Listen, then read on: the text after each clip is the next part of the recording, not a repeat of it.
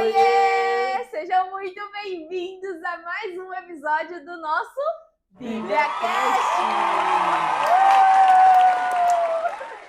E hoje é dia de Gênesis 38, 39, 40. Só que antes, né, vamos te lembrar para você ter a melhor e maior experiência com o nosso vídeo. Já clica na nossa carinha aqui, se você tá pelo celular, que vai aparecer uma engrenagemzinha aqui em cima. Aí você vai clicar nela e vai colocar em qualidade de vídeo e vai clicar na segunda opção, que é imagem de alta qualidade, para você ter uma melhor experiência. E caso você esteja pelo computador, você vai clicar numa engrenagemzinha ali abaixo, que vai ter também qualidade de vídeo, e você seleciona 1080p, tá? Não deixa em automático, porque senão ela vai ficar variando conforme a sua internet. Então já deixa clicado em 1080p ou no mais alto ali que você tiver. E acho que é isso, né? Não, se inscrever. E a curtida? Se inscreve no nosso canal, que vai aparecer o sininho. Você já ativa o sininho para receber alerta dos nossos vídeos.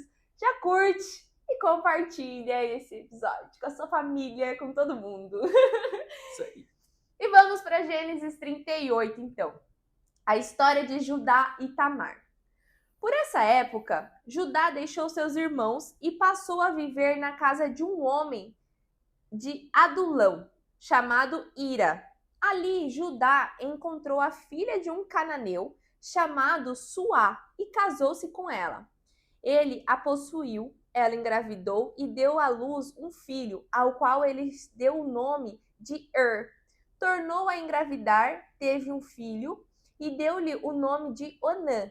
Quando estava em Quezibe, ela teve ainda outro filho e chamou-o Selá. Judá escolheu uma mulher chamada Tamar para seu filho mais velho. Mas o Senhor reprovou a conduta perversa de filho mais velho de Judá, e por isso o matou. Então Judá disse a Onã: case-se com a mulher de seu irmão, cumpra as suas obrigações de cunhado para com ela e dê uma descendência a seu irmão. Mas Onã sabia que a descendência não seria sua. Assim, toda vez que possuía a mulher do seu irmão, derramava o sêmen no chão para evitar que seu irmão tivesse descendência. O Senhor reprovou o que ele fazia e por isso o matou também. Disse então Judá à sua nora Tamar: more como viúva na casa de seu pai, até que o meu filho Selá cresça, porque temia que ele viesse a morrer, como os seus irmãos. Assim, Tamar foi morar com seu pai. Tempos depois, morreu a mulher de Judá, filha de Suá. Passado o luto, Judá foi ver os tosqueadores do seu rebanho em Timna, com o seu amigo Ira, o Adulamita. Quando foi dito a Tamar, seu sogro está a caminho de Timna para tosquear as suas ovelhas. Ela trocou suas roupas de viúva, cobriu-se com um véu para se disfarçar e foi sentar-se à entrada de Enaim, que fica no caminho de Timna. Ela fez isso porque viu que, embora Selá já fosse crescido, ela não lhe tinha sido dada em casamento.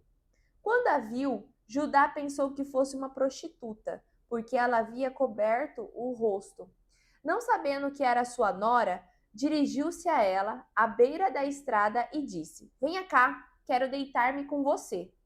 Ela lhe perguntou: o que você me dará para deitar-se comigo?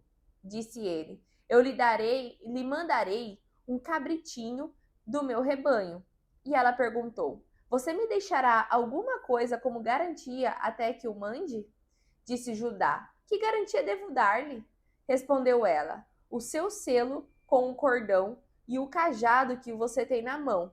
Ele os entregou e a possuiu, e Tamar engravidou dele.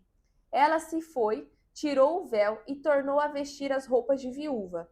Judá mandou o cabritinho por meio de seu amigo Adulamita, a fim de reaver da mulher sua garantia, mas ele não a encontrou. E perguntou aos homens do lugar: onde está a prostituta cultual que costuma ficar à beira do caminho de Enaim? Eles responderam: aqui não há nenhuma prostituta cultual. Assim ele voltou a Judá e disse: Não a encontrei. Além disso, os homens do lugar disseram que lá não há nenhuma prostituta cultual. Disse Judá: Fique ela com o que lhe dei. Não quero que nos tornemos objeto de zombaria. Afinal de contas, mandei a ela este cabritinho, mas você não a encontrou. Cerca de 3 meses mais tarde, disseram a Judá: Sua nora Tamar prostituiu-se e na sua prostituição ficou grávida. Disse Judá: Tragam-na para fora e queimem-na viva. Quando ela estava sendo levada para fora, mandou o seguinte recado ao sogro: Estou grávida do homem que é dono destas coisas. E acrescentou: Veja se o Senhor reconhece a quem pertence esse selo, este cordão e este cajado. Judá os reconheceu e disse: Ela é mais justa do que eu, pois eu devia tê-la entregue o meu filho Selá. E não voltou a ter relações com ela. Quando lhe chegou a época de dar à luz, havia gêmeos em seu ventre. Enquanto ela dava à luz, um deles pôs a mão para fora. Então a parteira pegou um fio vermelho e amarrou o pulso do menino, dizendo: Este saiu primeiro. Mas quando ele recolheu a mão, seu irmão saiu e ela disse: Então você conseguiu uma brecha para sair. E deu-lhe o nome de Pérez. Depois saiu seu irmão, que estava com o fio vermelho no pulso, e foi-lhe dado o nome de Zerá. Capítulo 39. Quando José foi levado para o Egito, foi vendido pelos ismaelitas que o tinham levado para lá ao egípcio Potifar, oficial do faraó e comandante da guarda. O Senhor estava com José e o abençoava em tudo o que fazia. Ele passou a morar na casa do seu senhor egípcio. Quando Potifar percebeu que o Senhor estava com José e que o abençoava em tudo o que fazia, José ganhou a simpatia do seu senhor, que o colocou como administrador de sua casa e confiou a ele tudo o que possuía. Desde o momento em que José foi nomeado administrador de sua casa e de todos os seus bens, o Senhor abençoou a casa do egípcio por causa de José. A bênção do Senhor estava sobre tudo o que ele tinha, tanto nos negócios da casa como no campo. Assim, Potifar deixou tudo o que tinha aos cuidados de José, a tal ponto que não se preocupava com nada. A única coisa que Potifar resolvia pessoalmente era em relação à sua própria comida. José era formoso e atraente. Certo dia, a mulher do seu senhor começou a cobiçar José e o convidou: Venha para a cama comigo. Mas ele se recusou e disse a ela: o meu senhor confiou a mim tudo o que é dele. Ele nem sabe o que existe na casa, porque deixou tudo sob a minha responsabilidade. Ninguém nesta casa está acima de mim.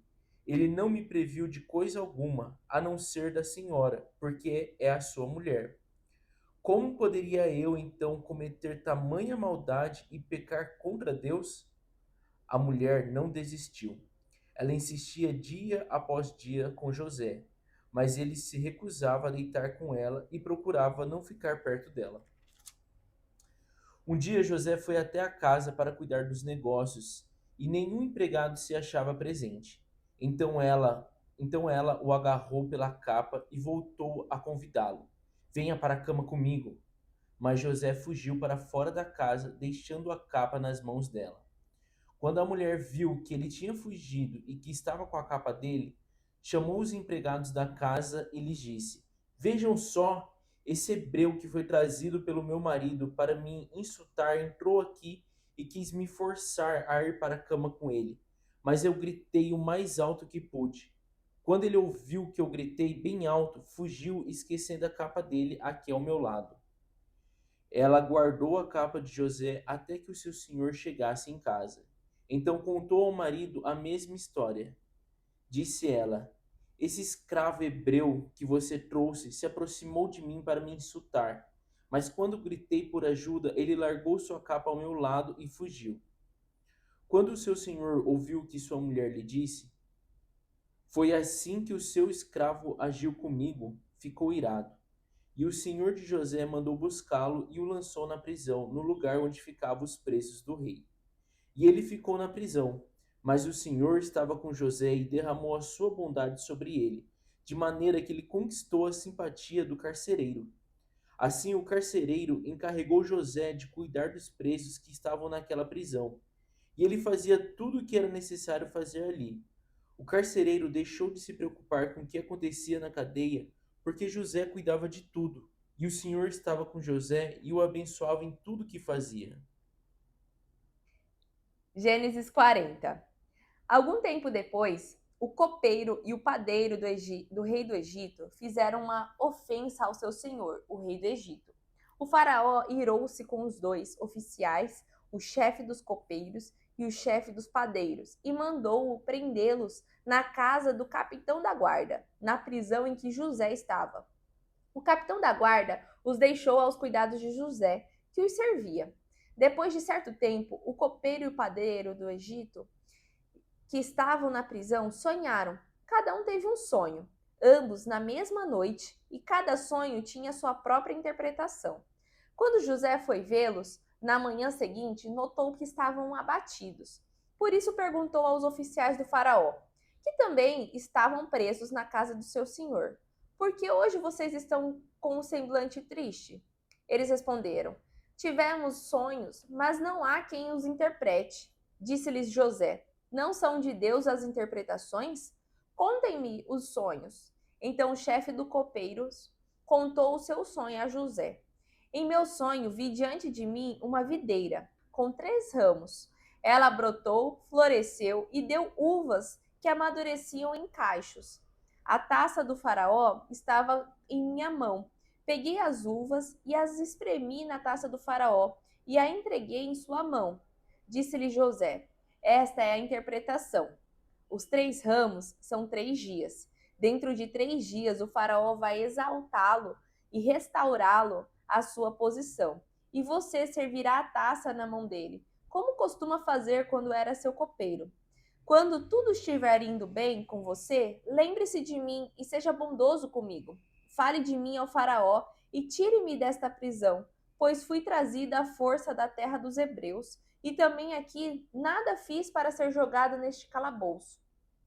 Ouvindo o chefe dos padeiros essa interpretação favorável, disse a José: eu também tive um sonho. Sobre a minha cabeça havia 3 cestas de pães brancos. Na cesta de cima havia todo tipo de pães e doces que o faraó aprecia, mas as aves vinham comer da cesta que eu trazia na cabeça. E disse José: esta é a interpretação. As 3 cestas são 3 dias. Dentro de 3 dias, o faraó vai decapitá-lo e pendurá-lo numa árvore, e as aves comerão a sua carne.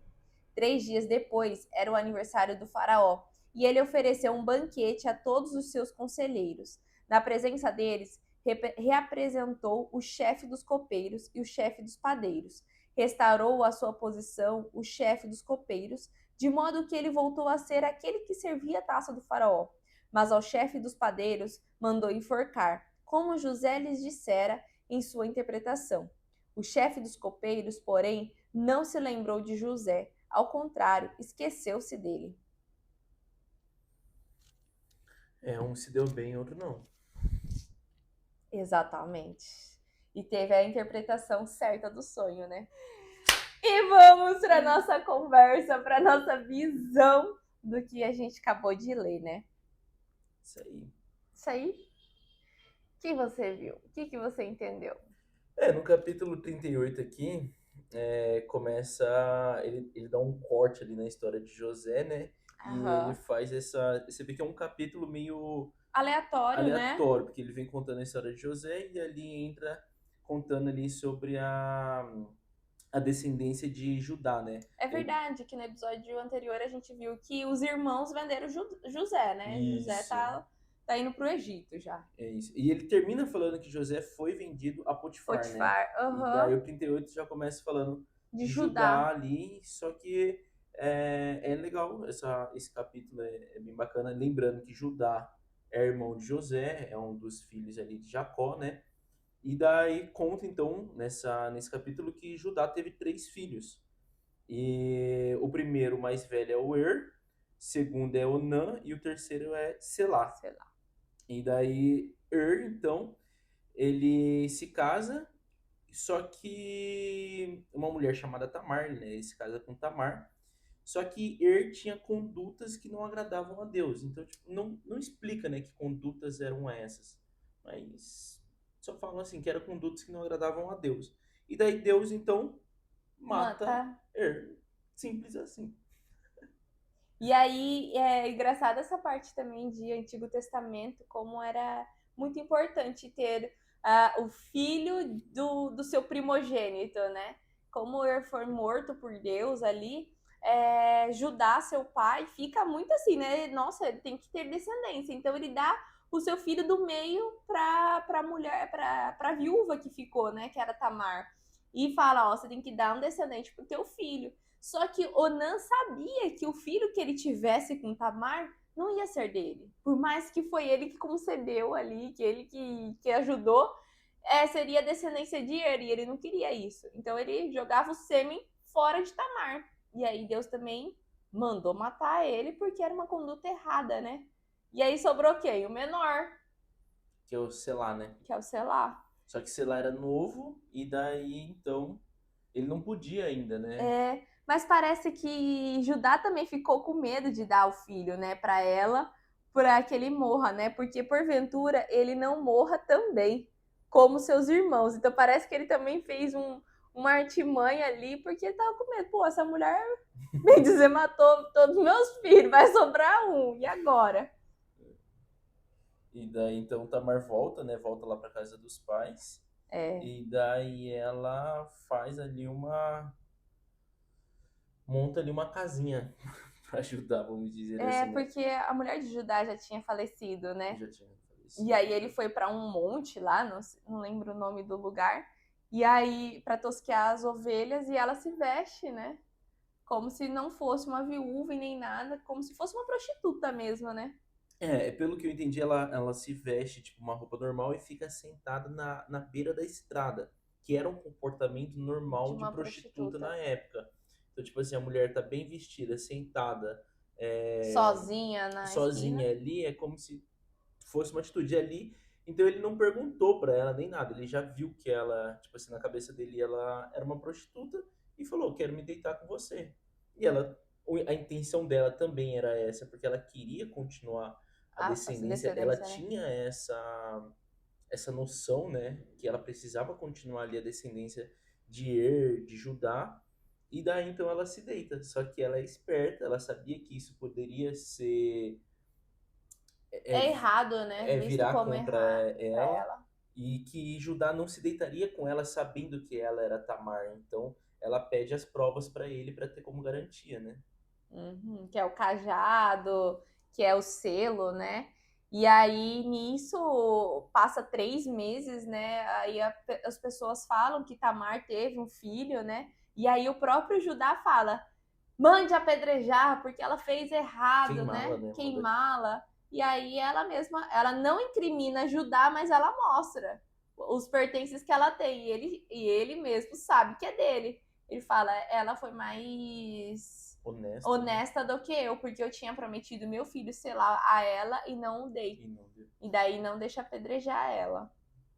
Nessa passagem eu percebo bem assim que Selá então já era mais velho, já E passou não um tinha. tempo, a mulher de Judá já tinha falecido, então o Selá já tinha idade para ter relações ali com Tamar, só que Judá não deu Selá. É, Então daí ali ele vê, né? Ele fala, putz, eu não dei Selá para ela, então tipo assim, eu fui errado também. Então segue, né? E daí fala então desses dois filhos, que é o Pérez e zerar.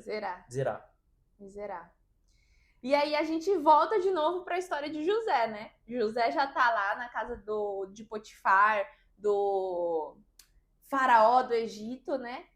E Potifar começa a ver todas as bênçãos que José tá recebendo, né? E aí ele começa a dar as coisas para José ali. Ah, você vai ser encarregado disso, encarregado daquilo. E tudo que José era encarregado prosperava. Aí Potifar via assim, ó, esse menino é muito abençoado por Deus, eu vou dar tudo para ele. E José começou a ser, bem dizer, o gerente maior ali da casa de Potifar. Porém, a mulher dele, né, começa a cobiçar ele, né, e chamando ele para se deitar. E José tinha conduta muito ética, né? E aí, só que José não quis se deitar com ela, né? Ele Então, sabia que isso ia desagradar a Deus, né? exatamente. E aí, o que que acontece? Ela fica com a capa de José. E aí, com a capa, ele incrimina. Mas você vê também a conduta dele? Ele em nenhum momento quer se justificar para Potifar tudo. Porque, meu, ela é a mulher dele. E ele é o servo dele. Foi E quem que ele vai comprado como criar? escravo, né? Exatamente. Por mais que ele é todo abençoado de Deus, Potifar vai acreditar na mulher dele. E ali ele fica, né, dentro da prisão. Só que ali também, dentro da prisão, ele é abençoado. E olha só, Deus te abençoa em qualquer lugar. Desde que você tenha a conduta certa, né? Potifar não. José continua sendo abençoado até dentro da prisão. E ele vira gerente ali da cadeia também, né? Cuidando. Nunca a história de José, você vê que nunca é sobre o lugar, né? É sobre ele, né? Ele carregava. Exatamente. Dependente de onde ele ficava, A graça vai com ele, a né? graça vai com ele. Exatamente. E é isso que Deus quer, né? Ele não quer saber aonde você tá. Deus quer saber aonde tá o teu coração, a tua lealdade com Ele. Que desde que você é leal com Ele, com as condutas dele, com as leis de Deus, Ele vai continuar te abençoando. Exato.